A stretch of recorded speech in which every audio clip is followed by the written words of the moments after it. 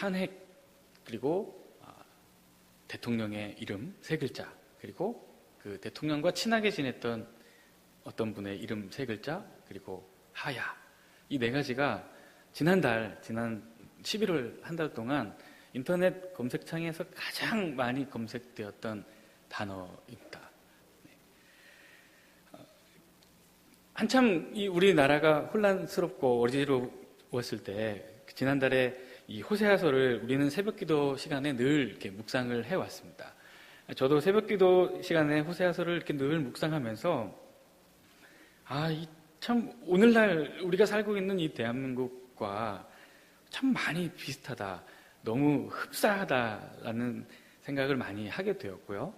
그리고 이 시대를 살아가고 있는 젊은이들의 영혼을 담당하고 있는 선생님으로서 나름대로 이 호세아서를 통해 이 시대, 이 세대를 한번 진단해보고 또 무엇이 문제인지 원인을 찾아보고 그렇다면 우리는 무엇을 해야 할지 그 나름의 대안을 우리 청년들과 함께 나누어 보고 싶었습니다. 그래서 실제로 한 달 전쯤 청년들과 함께 이 말씀을 나누었습니다. 그리고 오늘 이 오후 예배를 통해서 같은 마음입니다. 우리 성도님들과도 함께 이 말씀을 통해 오늘 우리가 살아가고 있는 이 나라와 이 민족의 현실을 한번 진단해보고 그렇다면 과연 우리는 어떻게 해야 할 것인지, 마땅히 무엇을 해야 할 것인지, 또 어떻게 살아야 할 것인지를 깨닫고 발견하고 다짐하고 생각해보는 시간이 되었으면 좋겠습니다. 그런 은혜가 가득하시기를 예수 그리스도의 이름으로 축원합니다. 법정에 소송이 벌어졌습니다.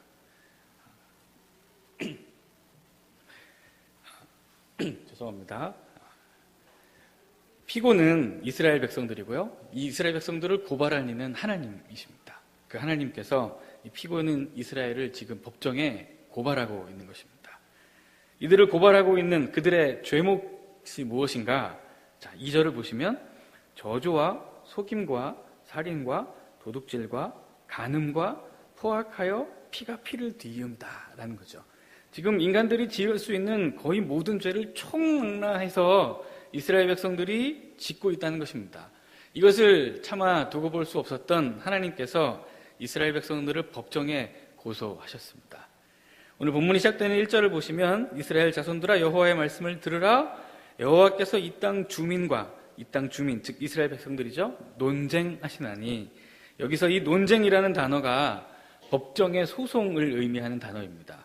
물론 이 단어의 뜻에 논쟁, 정말 말싸움의 의미도 있고 혹은 어떤 신체적인 다툼도 있지만 여러 가지 문맥을 생각해 볼 때 법정에서의 소송이 가장 적절해 보입니다. 즉 하나님이 도저히 이 이스라엘 백성들의 어떤 그 참혹한 범죄와 정말 입에도 담을 수 없는 더럽고 추악한 삶의 모습들을 더 이상 두고 보실 수가 없어서 법정에 고발하신 것입니다. 이 고발을 들은 재판장, 심판하시는 이 역시 하나님이시죠. 그리고 그 하나님께서 이 고발을 들으시고 피고인 이스라엘에게 심판을 명하십니다. 그러므로 3절, 이 땅이 슬퍼하며 거기 사는 자와 들짐승과 공중에 나는 새가 다 쇠잔할 것이고 바다의 고기도 없어질 것이라. 한마디로 멸망시켜 버리시겠다는 것입니다. 한마디로 이 땅에 있는 모든 생명들을 하나님이 다 멸하시겠다는 것입니다. 이것이 이스라엘 피고인들이 지은 죄의 대가입니다. 이스라엘은 정말 그랬습니다. 저주와 속임과 살인과 도둑질과 간음과 포악함의 극치를 달리며 피가 피를 뒤에 있는 그런 삶을 이스라엘이 살아가고 있었습니다. 좀 더 구체적으로 한번 이스라엘 백성들의 모습이 어땠는지 그 기록이 사무엘하 15장에 상당히 자세하게 기록이 잘 되어 있습니다. 이 당시, 그러니까 호세아 선지자가 활동하던 당시 이 북이스라엘의 왕국을 통치하고 있었던 왕이 여로보암이라는 왕인데요. 이 호세아 선지자가 활동하던 당시 북이스라엘의 어떤 정치적, 외교적인 상황이 매우 위태하고 혼란스러웠습니다. 이 여로보암 왕부터 한 40여 년의 시간이 흐르는 동안 무려 5명들의 왕이 바뀝니다. 평균 8년 정도의 재임 기간을 가지게 된 것이죠. 근데 일부의 왕은 한 달, 어떤 사람은 2달, 어떤 사람은 2년, 혹은 20년씩 통치한 왕이 있기는 하지만 한결같이 이 5명의 왕, 40년 동안 북이스라엘을 통치했던 이 5명의 왕들이 하나같이 어떤 장자, 이 적자의 계승을 통해서 왕위에 오른 것이 아니라 반역과 쿠데타에 의해서 정권을 잡고 통치자로 등극을 하게 됩니다.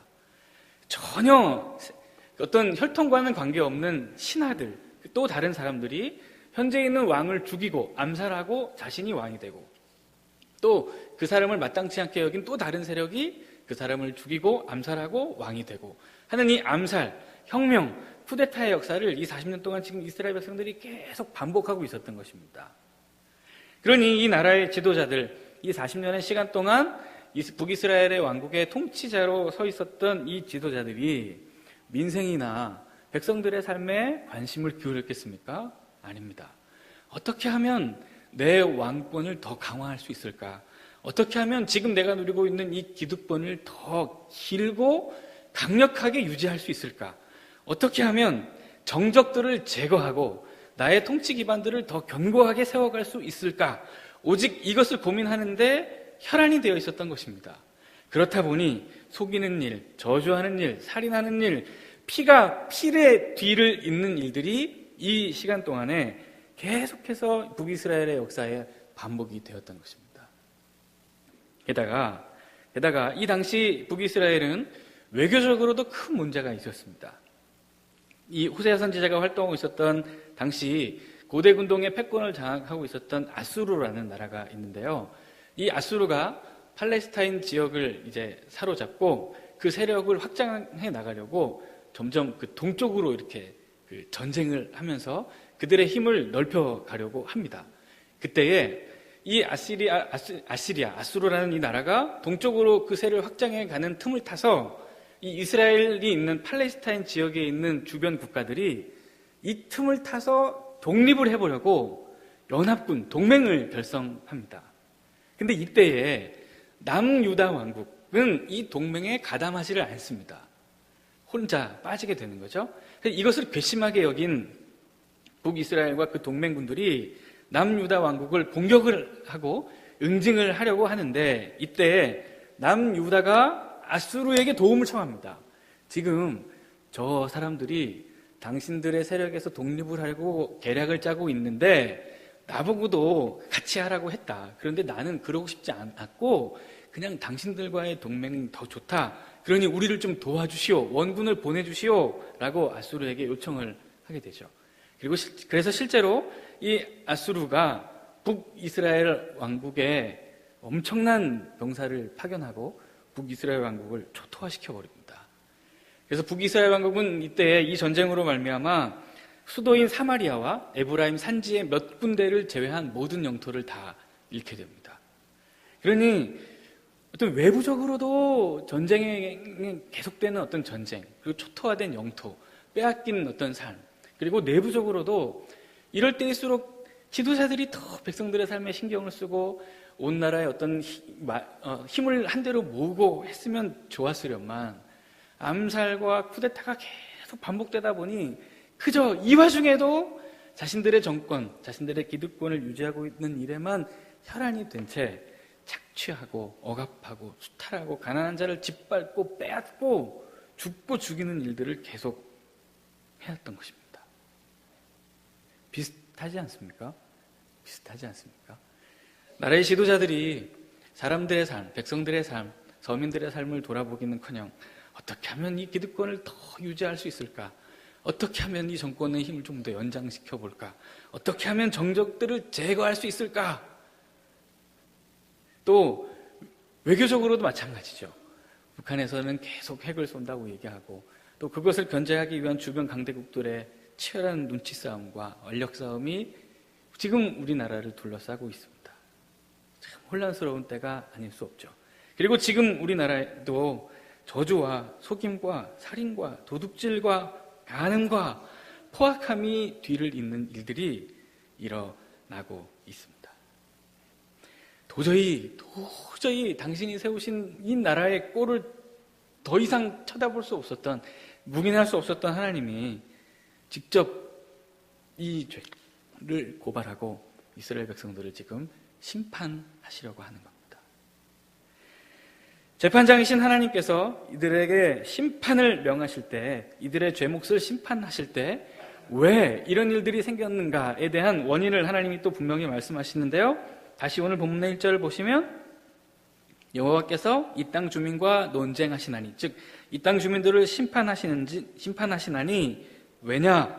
그 땅에는 진실도 없고 인애도 없고 하나님을 아는 지식도 없다고 말합니다. 즉 저주와 속임과 살인과 도둑질과 간음과 포악함이 계속 줄지어서 일어나는 이유가 이 땅에 진실함이 없고 인애가 없고 하나님을 아는 지식이 없기 때문이라는 것입니다. 여기서 진실이라는 이 말은 에메트라고 해서 우리가 소위 말하는 믿음이라는 단어입니다. 믿음, 신뢰, 또 어떤 견고함, 사람과 사람 사이, 그리고 나라와 나라 사이, 사회와 사회 사이의 그 구성원들 간의 어떤 신뢰, 이런 것들을 의미하는 단어이죠. 이 나라에 신뢰가 없다는 것입니다. 사회가 사회를 믿지 못하고 사람이 사람을 믿지 못하고 그 누구도 믿을 수 없고 그저 그냥 불안하고 혼란하기만 하다는 것이죠.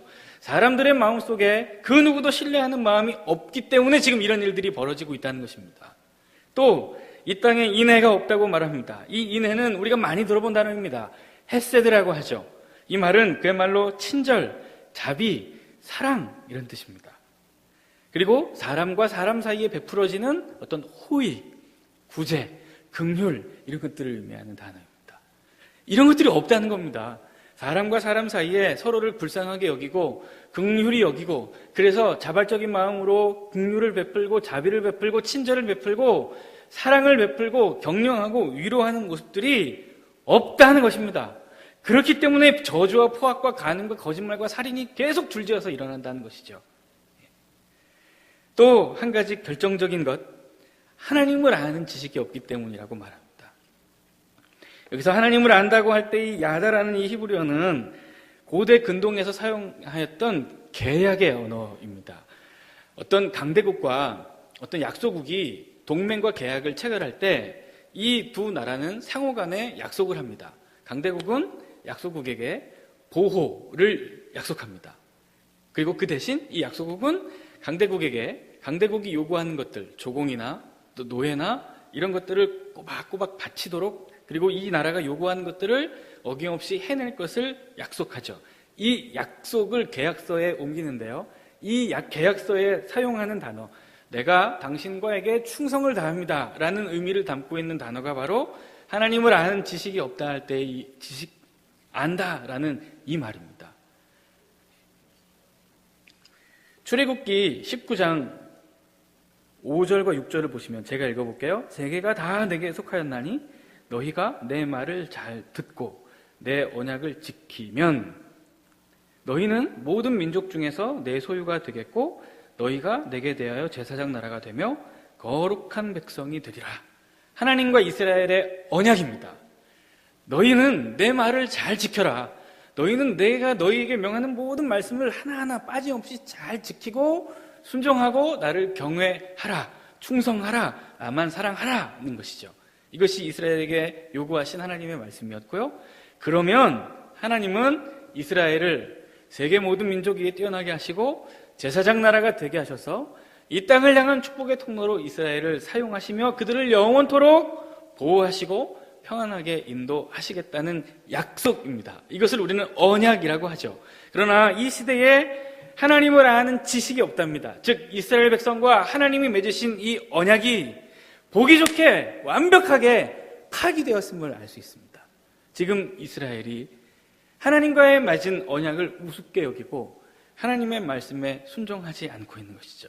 하나님을 향한 충성과 하나님을 향한 사랑을 한순간도 드리고 있지 않기 때문에 저주와 속임과 포악과 살인과 거짓말과 간음들이 일어나고 있다.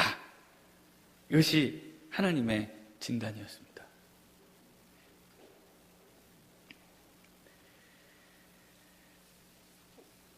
2017년 11월, 12월 오늘 이 시대에 일어나고 있는 일이 약 60년 전에 우리나라에 비슷한 일이 또 있었습니다. 당시 대통령이었던 이승만 대통령, 그리고 그 뒤에 숨어서 국정을 농락하며 사리사욕을 채웠던 이기붕이라는 자유당 총재가 있었죠. 그 자유당 총재는 일주일에 2번만, 그 이승만 대통령은 그 당시 일주일에 2번만 국무회의를 주관하고 나머지 모든 권한은 이기붕 총재에게 위임을 했습니다. 그리고 이 이기붕 총재는 연로한 대통령을 뒤에서 보좌하는 척하면서 모든 나라를 자신의 힘으로 주관하고 자신이 원하는 사람을 원하는 자리에 세워주고 자신의 세력과 자신의 배를 계속 불려갔습니다. 그러다가 1960년에 대통령 선거가 있었죠. 그때에 부통령 선거에서 이 이기붕 총재가 민주당 총재 대표였던 장면이라는 사람에게 밀리게 됩니다. 그래서 고령의 대통령이 죽게 되면 이제 정권이 부통령인 장면이라는 사람에게 넘어가니까 이기붕 총재가 하고자 했던 것이 무엇인가? 부정선거입니다. 그것이 3.15 부정선거죠. 이 국정농단이 촉매제가 되어서 백성들의 분노를 자아냈고 이 나라가 이렇게 되어가서는 안 된다고, 한 사람이 국정을 농단해서는 안 된다는 시민들의 목소리가 거리에 쏟아져 나오기 시작한 것입니다. 그것이 4.19 혁명입니다. 그렇게 국정을 농단했던 지도자는 비참하게 그 생을 마감했습니다. 그 후에 군부 정권이 들어서게 되었고 오랜 세월 강력한 통치자의 독재의 세월을 보내게 됩니다. 그러다가 1987년 6월 29일에 역시나 분노한 우리 국민들이 거리로 뛰쳐나가 소리를 높이죠. 대통령을 우리 손으로 뽑자. 대통령을 우리 손으로 뽑자. 이 나라의 지도자는 우리의 힘으로 우리가 세우자. 그것이 6.29 선언입니다. 당시 국민들의 목소리를 이기지 못했던 민정당 대선 후보 노태우 이분이 직선제 개헌을 선포하고 백성들은 승리의 기쁨과 환호를 거리에 쏟아냅니다. 그리고 그 후로 5년마다 한 번씩 국민들이 직접 투표를 통해 지도자를 세웠고 오늘에까지 계속 이루고 있습니다. 약 60년의 세월이 지나는 동안 변한 것이 없어 보입니다. 어쩜 그렇게 똑같은 일이 벌어지는지 모르겠습니다. 5년마다 한 번씩 새로운 나라를 건설해 보겠다. 새로운 희망을 꿈꿀 수 있는 세상을 열어보겠다. 누구든지 꿈꾸는 대로 노력하고 수고한 만큼의 열매를 이룰 수 있는 사회를 열어보겠다. 가난한 자, 억눌린 자가 없고 억울하게 고통당하는 사람이 없는 아름다운 나라를 만들어 보겠다. 젊은이들이 꿈꿀 수 있는 나라를 만들어 보겠다. 모든 국민이 행복한 나라를 만들어 보겠다고 강력하게 외치는 지도자들이 계속해서 등장하고 있지만 지금 이 시대에 정말 새로운 힘과 새로운 소망을 꿈꿀 수 있는 나라가 되었나? 정말 젊은이들이 꿈을 꾸고 수고한 만큼의 열매를 손에 쥐을 수 있는 세상이 열렸나? 모든 세대가 행복하게 더불어 살아가는 아름다운 세상이 이 나라 대한민국에 이루어졌나?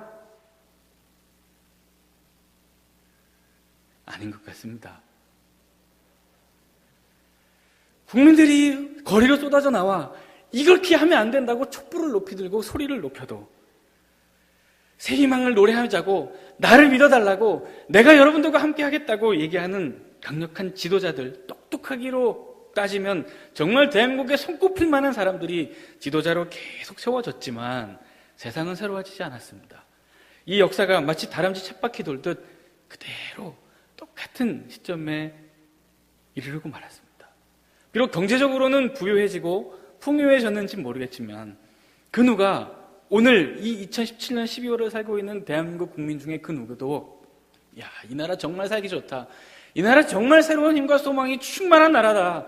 이 나라 정말 모든 사람들이 행복하게 살 수 있는 너무너무 아름다운 나라가 열렸다. 그렇게 말할 수 있는 사람, 말하고 싶은 사람 아무도 없을 것입니다. 여기서 우리는 인간의 무지함과 연약함을 다시 한번 절감하게 됩니다. 제 아무리 똑똑한 지도자도 또 강력한 국민의 외침도 세상을 새롭게 하지 못하고 하나님의 정의와 하나님의 마음을 이 땅 가운데 실현해내지 못하더라는 것입니다. 이것을 하나님은 호세아 선지자를 통해 그 시대 가운데 말씀하셨습니다.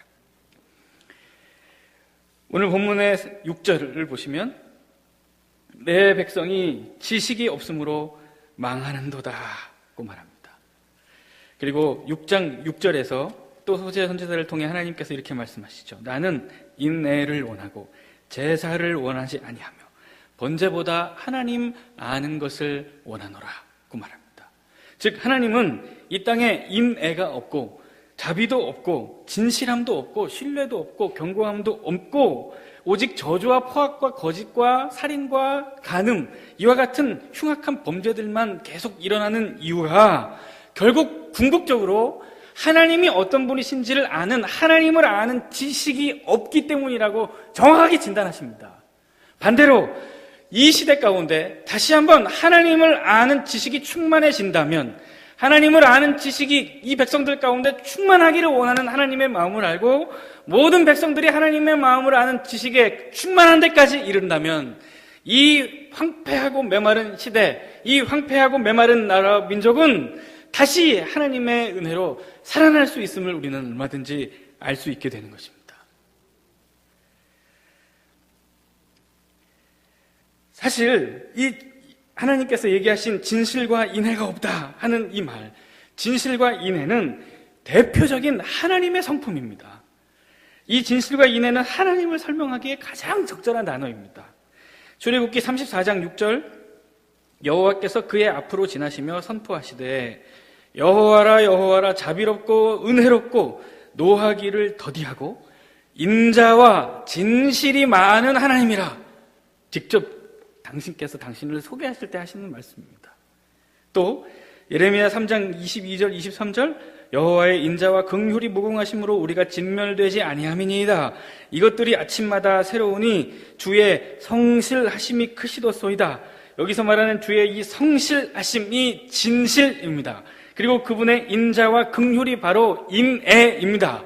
즉 여호와 하나님의 인자와 긍휼은 무궁하고 그분의 진실은 한없이 크답니다. 이것을 시편 108편의 이 기자는 뭐라고 고백하느냐면 주의 인자하심이 하늘보다 높으시며 주의 진실은 궁창에까지 이르니이다 이렇게 고백했습니다. 이 말은 이 뜻입니다. 하나님의 인자하심, 즉 하나님의 인애, 하나님의 사랑과 자비와 친절과 긍휼의 마음은 하늘보다도 높으시답니다. 이 하나님이 가지고 계시는 사랑의 마음이 그 정도를 헤아릴 수 없는 수준이라는 것이죠. 하늘보다 높다면 도대체 어느 정도입니까? 인간의 언어로 더 이상 어떻게 설명하겠습니까? 하늘보다 높답니다. 그러면 도대체 어느 정도 높고 어느 정도 크다는 이야기입니까? 인간의 언어의 한계가 여기까지인 것 같습니다. 그분의 인자, 그분의 사랑, 그분의 자비는 하늘보다 높으시답니다. 또 이 높은 하나님의 사랑이 계속 변덕스럽게 변한다면 이 크고 높은 사랑이 무슨 의미가 있겠습니까? 이 사랑의 변치 않으심, 이 사랑의 견고함과 신뢰의 마음이 어느 정도냐? 궁창에까지 이른답니다. 온 우주에 가득하답니다. 더 이상 인간의 언어로 어떻게 설명하죠? 하나님의 진실하심, 그분의 신실하심이 온 우주보다도 더 크시답니다. 그분의 높으신 사랑, 하늘보다 높은 사랑과 궁창에까지 이르는 그분의 진실하심, 즉 하나님께서 이스라엘 백성들에게 요구하시는 진실과 인애는 대표적인 하나님의 성품입니다. 즉 하나님을 알지 못한 사람들은 결코 인애와 신실을 행하면서 살아갈 수가 없다는 것입니다. 고로 하나님께서 강력하게 백성들에게 심판하시며 촉구하는 것입니다. 너희가 나를 아는 지식이 없다. 이 땅에 인애가 없고 진실함이 없는 이유는 인애와 진실의 하나님인 나를 너희가 도무지 알지 못하기 때문이다. 고로 인애와 자비와 진실의 하나님인 나를 너희는 더 깊이 이해하고 너희는 더 깊이 알아야 한다. 오직 이 황폐한 세대 가운데 주시는 유일한 대안입니다.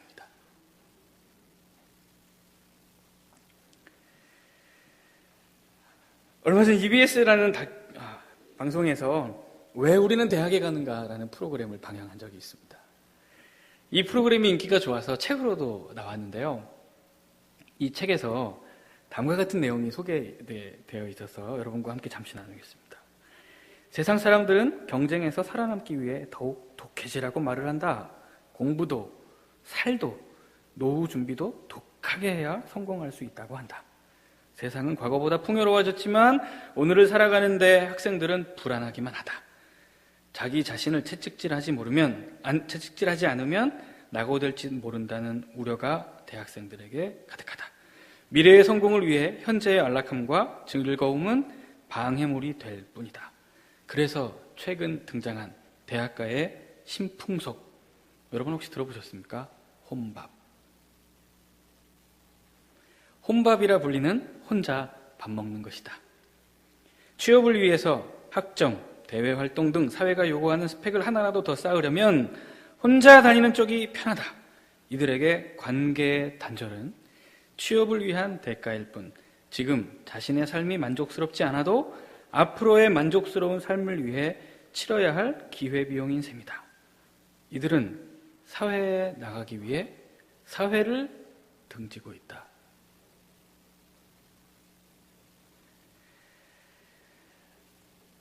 이 말씀을 준비하고 호세아서를 묵상하면서 진지하게 물어봤습니다. 그리고 진지하게 생각해 봤습니다. 과연 이 나라 대한민국이 소망이 있을까? 지금 이 시대에서 일어나고 있는 일보다 이후에 더 끔찍한 일들이 일어나지는 않을까?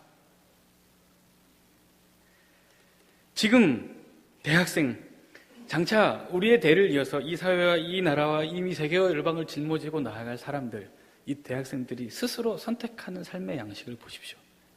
이 사회에서 살아남기 위해 혼자 밥 먹는답니다.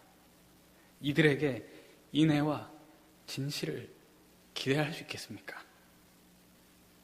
이들이 자라서 기성세대가 되어 어른이 되었을 때, 우리의 나이가 되었을 때 이들에게, 이렇게 자란 이들에게 인애와 진실을, 예수 그리스도의 생명을 아끼지 아니하는 그 사랑을, 그 사랑으로 세상을 아름답게 할 수 있는 그 아름다운 미래를 기대해 볼 수 있겠습니까? 마음이 너무 무거웠습니다. 진짜 이 나라가 소망이 있을까? 정말 이 대한민국이 하나님이 기뻐하신 아름다운 세상이 될 수 있을까?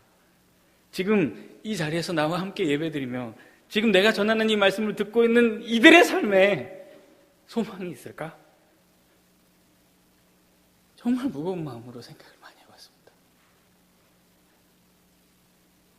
여러분 한번 생각해 보시겠습니까? 이렇게 자란 대학생들이 짊어질 이 나라, 소망이 있겠습니까?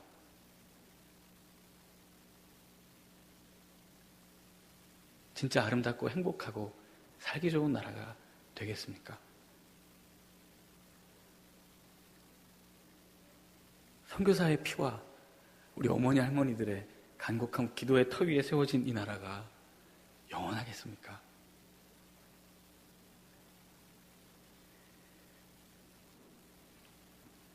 이 호세아 선지자를 통해 우리에게 주시는 하나님의 말씀에 정말 귀를 기울여야겠습니다. 너희가 나를 아는 지식이 없어 망하는도다.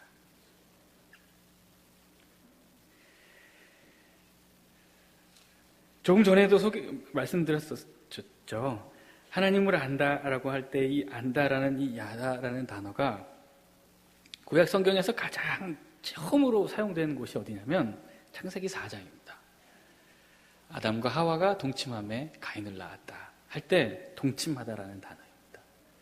즉 이 말은 부부 간의 그 부부, 사랑과 신뢰가 한없이 베풀어질 수 있는 그 은밀하고도 세상의 누구보다도 가까운 그 사이, 이 두 사람이 맺는 깊은 관계를 묘사하는 단어입니다.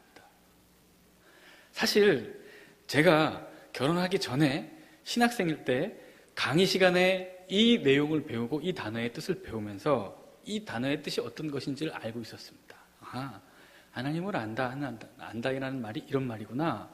아, 하나님이 정말 더 깊은 차원의 헌신과 하나님과의 관계를 요구하시는구나. 그냥 이렇게 알고 있었죠. 그리고 학교를 졸업하면서 제 아내와 결혼을 하고 첫날 밤을 보내고 나서 다시 한번 절실히 이 단어를 깨달았습니다. 하나님이 나와 맺고 싶으신 관계의 정도가 어느 정도인가? 이런 거구나.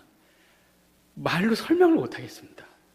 그리고 하나님께서 우리 가정에 주신 아름다운 딸, 제 아이를 낳고 나서 이 단어의 의미를 더 절실히 깨달았습니다.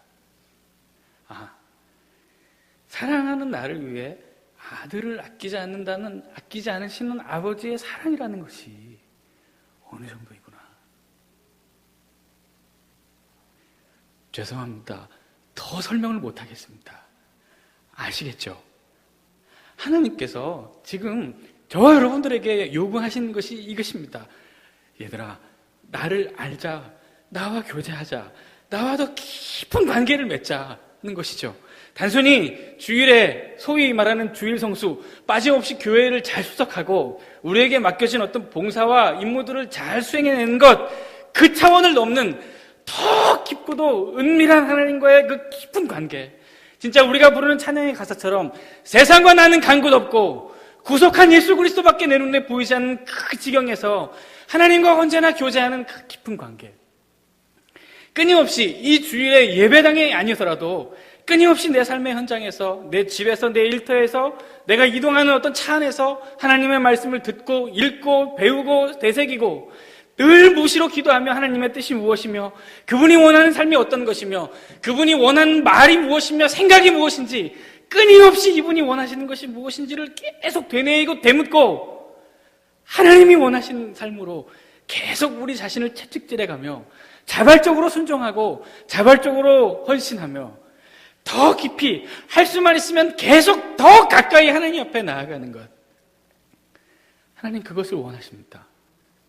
그리고 그것이 이 혼탁한 세상, 이 추악한 사회, 소망을 이야기할 수 없는 무너지고 황폐한 이 나라와 민족에 주시는 유일한 하나님의 말씀입니다.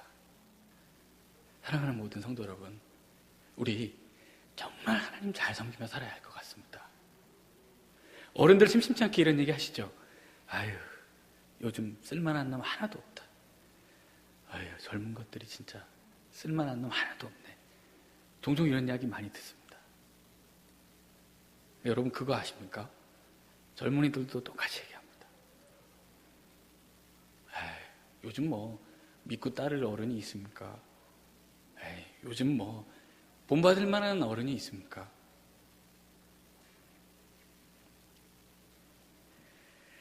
우리가 다음 세대를 위해서 기도하는 것만큼이나 우리가 사랑하는 우리 자녀들에게 야, 이렇게 사는 거야.